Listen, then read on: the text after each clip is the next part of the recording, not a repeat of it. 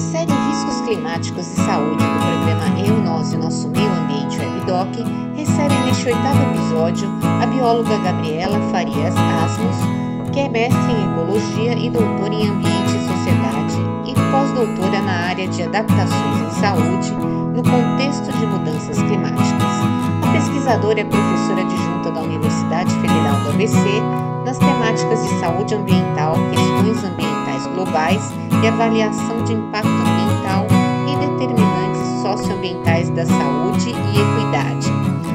Neste bate-papo, vamos falar sobre vulnerabilidade, ondas de calor e como o sistema público de saúde está preparado ou não para a retaguarda das mudanças climáticas. Gabriela, obrigada pela participação no programa Eu, Nós e Nosso Meio Ambiente WebDoc, na série Riscos Climáticos e Saúde.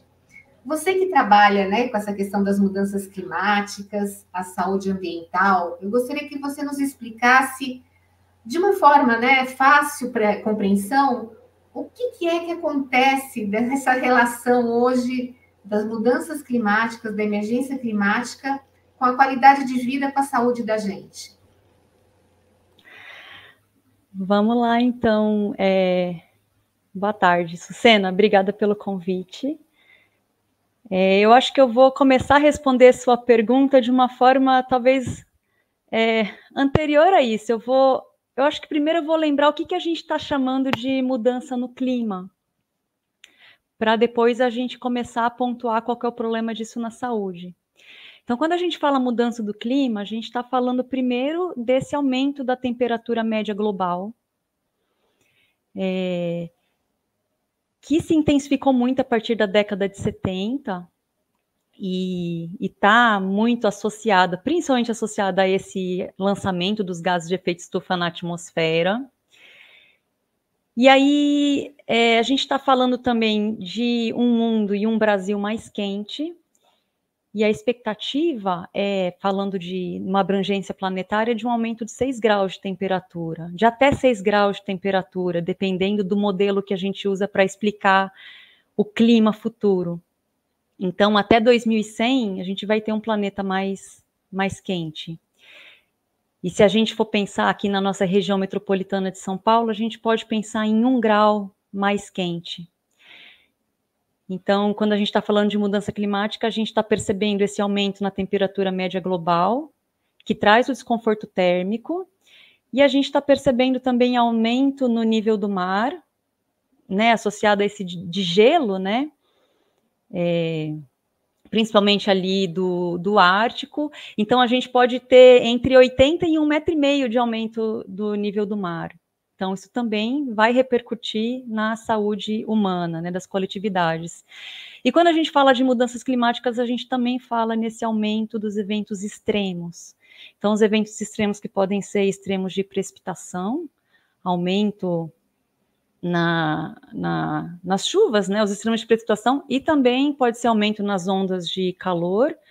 E a gente pode estar falando também de outros extremos climáticos, como o aumento de períodos de estiagem e aumento de secas. Então, todos eles, até aqui, têm algum tipo de repercussão na saúde humana. Então, a gente coloca em caixinhas para estudar o que vai acontecer, e a gente, claro, está interessado aqui na nossa região aqui tropical, neotropical, estamos interessados na região metropolitana de São Paulo. Como eu estou na UFABC, a gente também se interessa, tem um interesse especial pelo ABC, esses municípios aqui em torno do ABC, e a gente reúne os estudantes em estudos, trabalhando, então, o impacto das mudanças no clima na saúde humana, na saúde ambiental. Então, outra coisa importante da gente lembrar quando a gente fala de riscos climáticos à saúde, pensando na temperatura, pensando nesse aumento do nível do mar, pensando nesse aumento de frequência dos extremos climáticos, é importante a gente lembrar que o risco, ele depende muito da exposição de uma determinada população, a um determinado perigo, depende da vulnerabilidade dessa população, e depende também da capacidade que essa população tem de se organizar para mitigar, para se adaptar a essa diversidade climática. Então, quando a gente fala de mudanças climáticas globais, a gente está pensando no aquecimento global planetário, né? Mas ele se divide de forma desigual e ele é sentido de forma desigual pelas coletividades, né? Pelas diferentes sociedades. Então, às vezes a gente pensa que uma única cidade é homogênea, mas ela não é. Então, numa única cidade, a gente tem diferentes populações, né? A gente tem diferentes vulnerabilidades, a gente tem diferentes faixas etárias, que na hora de pensar a saúde faz toda a diferença, você ser idoso ou você ser criança, né? Que são os extremos, né? São os extremos mais vulneráveis para você pensar a saúde pública. E a gente tem outras condições também que fazem a diferença num território que vai gerar resultados diferentes na saúde. A gente tem a condição de gênero, né? A gente tem as questões de gênero, a gente tem, por exemplo, período gestacional, a gente tem outras questões, né, da população que se distribuem na população e que vão responder de forma diferente a um aquecimento global, por exemplo. Então, a gente tem que pensar que a gente tem vários tipos de pessoas, né, num mesmo município, e dentro do território a gente tem também pessoas, né, em locais, por exemplo, onde tem mais facilidade de acontecer enchentes, né, tem pessoas que estão em ambientes mais altos, e eu tenho outros agravantes que aí não tem muito a ver com as mudanças no clima, mas que pioram ainda mais, que é, por exemplo, a situação de uma falta de saneamento, deficiências no saneamento básico, no acesso à água. Então, a gente tem isso, no mesmo município a gente tem isso. Então, é preciso, né, mesmo tendo modelos globais que indiquem, olha, a gente está aquecendo o planeta, né, cada vez mais rápido, nas últimas décadas aquecemos aí em torno de 0,8 graus, mais ou menos, né, acima da média do século passado, se a gente for pensar nos últimos 10 anos. Ou seja, a gente está aquecendo muito rápido. É mais do que aquecer desde a forma que a gente tinha as temperaturas lá no início do Holoceno, 12 mil anos atrás. É mais do que aquecer, é um aquecer rápido demais. Então, quando a gente está pensando nas mudanças climáticas e os impactos na saúde, a gente também está atento a isso, que a nossa evolução não está acompanhando, né, muito rápido, muito brusco isso, esse aumento de temperatura é muito brusco, então vai demandar também respostas bruscas, adaptações bruscas, né, e mitigação brusca para a gente conseguir evitar catástrofes, né. Uma vertente importante no seu trabalho é a questão das ondas de calor, né? Eu gostaria que você pudesse falar um pouco a respeito disso e também as consequências na saúde. Quais tipos, por exemplo, o sistema público de saúde capacitado para essa demanda que pode aumentar, né, de pacientes, né, com problemas resultantes das mudanças climáticas, por exemplo? Olha, eu acho que o sistema público de saúde ainda tem muito, público e privado de saúde, né? Ainda tem muito a incorporar sobre as mudanças no clima, de incorporar esse regime de urgência, né? De fazer algumas adaptações para estar pronto para receber esses agravos que têm surgido não, eles têm se agravado. Então, quando a gente pensa numa onda de calor, a gente tem que... O que é uma onda de calor, né? Significa que eu tenho uma temperatura maior do que a média observada para aquele período por 5 dias consecutivos, no mínimo 5 dias consecutivos. Então, entre 2023 e 2024, o Brasil teve 12 ondas de calor. E elas estão cada vez mais intensas. 12 ondas de calor, e em média elas foram 1 grau mais quente do que as ondas de calor que a gente vinha observando em outros anos. Então, uma onda de calor, ela não é uma novidade, ela sempre aconteceu. O que está acontecendo é que está aumentando a frequência, está aumentando a intensidade, ou seja, elas estão mais quentes, a temperatura é maior de uma onda de calor, e elas têm aumentado o tempo de duração. Então, a gente, no nosso curto período de vida, a gente já percebe isso. Então, o sistema de saúde, ele sabe quando aguardar as ondas de calor, né? Mas ele ainda não se adaptou para essa frequência, né? Esse aumento de frequência. E tem outras adaptações no sistema de saúde que com certeza vão ter que ser observadas, mas ainda não está sendo endereçado. Por exemplo, uma onda de calor, o que ela causa? Além do desconforto térmico, né, na queda de produtividade, que resulta em perda econômica, né, e indiretamente eu posso conectar isso com a saúde também, as perdas econômicas, né, as faltas no trabalho, eu conecto isso com saúde, mas num ambiente mais urbanizado, onde a gente está vivendo, as ondas de calor, elas são ainda pior do que num ambiente urbano. Além desse desconforto térmico, pessoas com doenças cardiovasculares, por exemplo, vão ter sua condição agravada num evento extremo. Lembrando que o evento de extremo de onda de calor, por exemplo, ele não acontece só no verão. Então, a gente tem em outubro, em setembro, em outubro, a gente tem tido ultrapassagens, né, nas médias históricas por muitos dias. Então, isso não afeta só pensando na nossa saúde de modo direto, nosso desconforto térmico. Também vai ter resultados, né, na produção agrícola, né, e que indiretamente vai ter resultado aí, vai ter implicações para a segurança alimentar. Mas, dando um passinho para trás e falando um pouco mais perto da gente, as doenças cardiovasculares aqui, por exemplo, na região metropolitana de São Paulo, né, são 28 municípios aí dentro desse grande pacote, mas as doenças cardiovasculares são responsáveis por 40% da mortalidade. Então já é uma grande pressão. E isso não é exclusividade de São Paulo, né? Essa é uma tendência que a gente observa no Brasil e observa no mundo. Então a gente tem uma mortalidade, a gente tem muitos agravos associados às doenças cardiovasculares. Então, o que acontece? Esses extremos de temperatura, tanto frio também, tá, gente? Mas falando da onda de calor em particular, vai antecipar a mortalidade. E aqui, se a gente for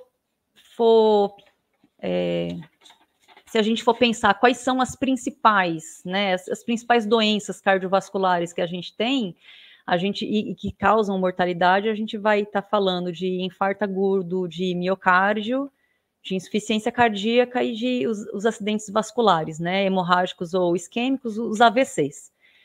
Então, o sistema de saúde pode esperar um aumento nessas doenças, e um dos nossos trabalhos, por exemplo, que está tentando ver a situação epidemiológica, né, associado ao aumento de temperatura. A gente está vendo as doenças cardiovasculares, as doenças respiratórias, como que elas se comportam com a sazonalidade em si que a gente tem no ano, mas também com o aumento de temperatura. E a gente nota que, de fato, infarto agudo do miocárdio, insuficiência cardíaca e acidentes vasculares estão aumentando as suas taxas de incidência, e estão aumentando suas taxas de incidência se a gente olhar também só por esse período mais quente do ano.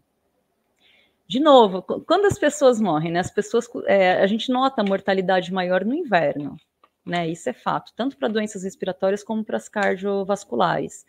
Mas se a gente for observar o período de verão, por exemplo, né, onde eu tenho tido as ondas de calor mais intensas, é ali onde eu estou subindo a mortalidade, de uma forma mais acentuada do que se eu olhasse para a série inteira. Indireta, com o aumento da temperatura, o desenvolvimento das arboviroses. Então, que são essas viroses transmitidas por artrópodes. Aqui no Brasil, a principal delas é a malária, né? E a gente tem a dengue agora nos pressionando mais uma vez, deixando bastante gente doente. Mas malária, dengue, outras doenças transmitidas pelo Aedes, né, como o chikungunya, e outras doenças também já mais endêmicas da Amazônia, a febre maraio, a febre de Oropouche, arboviroses que elas provavelmente vão ficar mais frequentes. E essa frequência tem a ver com o ciclo de vida dos insetos, né? Ele diminui, então tem uma ovoposição maior, eu tenho um aumento na taxa de picadas da fêmea, ou seja, se eu tenho vírus, né, infectando esses insetos, e eu tenho maior possibilidade de desenvolvimento desses insetos, com certeza eu vou ter maior possibilidade de adoecer a população. E as arboviroses, elas estão aumentando também por conta do aumento da temperatura, estão aumentando na geografia, a gente consegue ver ampliando a área de adoecimento. Então, tem algumas regiões do planeta que ainda não tinham casos de malária, ou tinham menos casos, e agora eles já começam a sentir alguns casos. Então, está aumentando a distribuição geográfica dessas arboviroses. Aí isso é percebido no mundo, mas aqui a gente percebe na pele, né? No dia a dia, olhando o noticiário, a gente vê que está cada vez maiores. E tem outras preocupantes também, que não estão ainda no ciclo urbano, mas que estão no ciclo silvestre de transmissão. Por exemplo, a febre amarela. A febre amarela urbana, ela não existe, a transmissão de pessoa para pessoa, isso foi erradicado na década, né, desde 1940. A gente não tem um caso de transmissão entre pessoas através do Aedes aegypti. Mas a gente vê a transmissão entre primatas, não humanos. Ou seja, a febre amarela está aí, né? E passar, né, do ambiente silvestre para o ambiente urbano não é tão difícil, né? A própria Covid-19 foi uma zoonose, né, que saltou, né, para os seres humanos. Então, isso é muito importante também. A gente tem que olhar que o aumento da temperatura também está aumentando as arboviroses silvestres, né, que acontecem no ambiente silvestre, que a gente está pressionando os ambientes silvestres. Então, consequências para a saúde virão também. E, Gabriela, a gente está chegando aos momentos finais e eu gostaria que você pudesse fazer suas considerações até onde as pessoas também podem achar algum material relevante, né, que vocês têm feito os estudos, né, que possa pesquisar, se aprofundar. Fique à vontade para falar. Bom, eu acho que de considerações finais, Sucena tinha perguntado o que eu achava do sistema, de como que o sistema vai acomodar isso, né?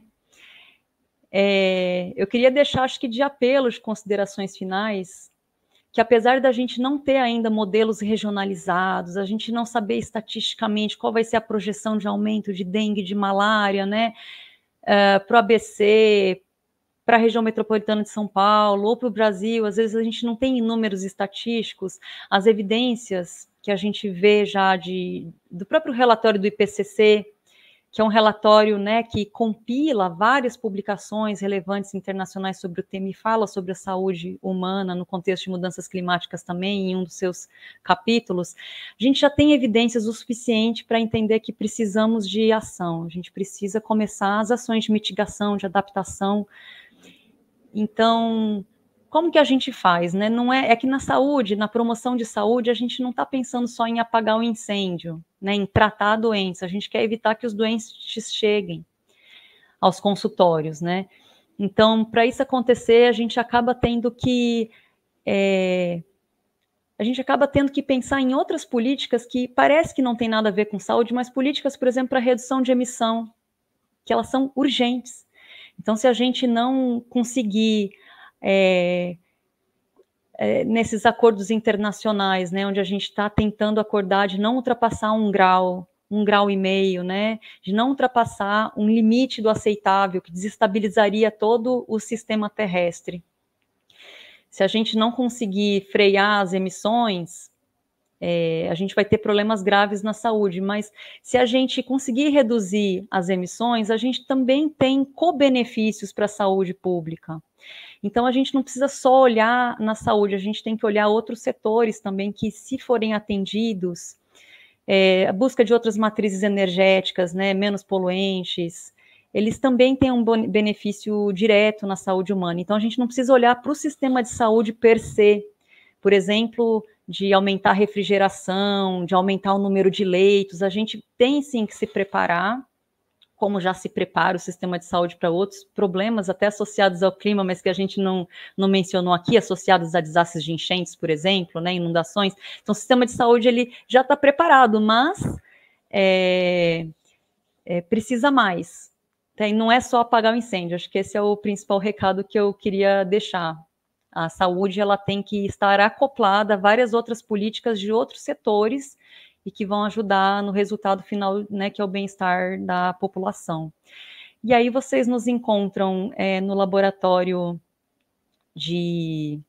a gente chama de sal seco. A gente deixa depois na descrição, né? Então, a gente tem um laboratório de sistemas ambientais e urbanos, né, que agregam vários pesquisadores e estudantes de pós-graduação em torno dessa temática. Gratidão, Gabriela, a você e a toda a equipe, né?